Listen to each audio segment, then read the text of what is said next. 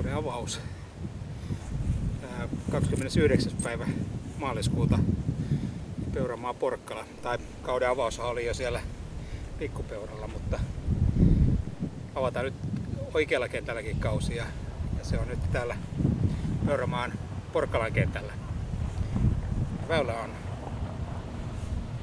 on 4 vai 3 ja matkaa tästä on noin suurin piirtein se 125-130 lipulle. Ja rauta 8 ja tässä on vaihtelevasti alkanut tää ekaväylällä poki, sitten tuplapoki ja nyt tuli kauden eka paari tuossa 3. No niin, kokeillaan miten tää lähtee nyt sitten.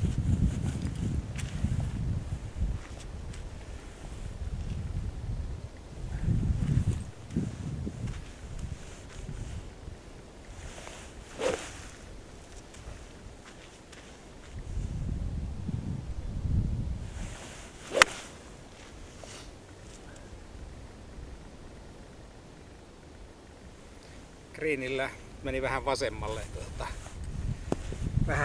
Vähän oli hukin poikasta, mutta kyllä sitä kesän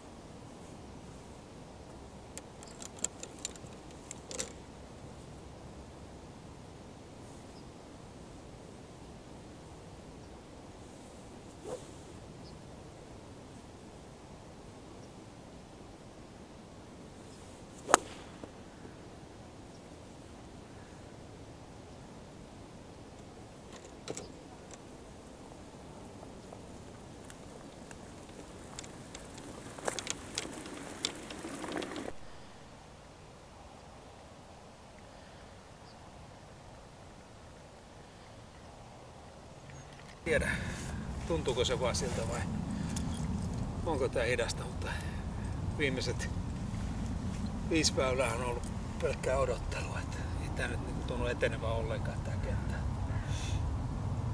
Olen aina sanonut sitä, että ihmiset varmaan miettii, kun ne lähtee 3 kierrokselle, että joo, pimeätä tulee 8, me keritään pelaamaan tää, että ja sitten käyttää sen 5 tuntia tosiaan tähän pelaamiseen. Sitten edessä tulevat odottelee ja ne ei kyllä kerkiä pelata tätä loppua. Tällaista tää on. No, mä nyt lyön kuitenkin.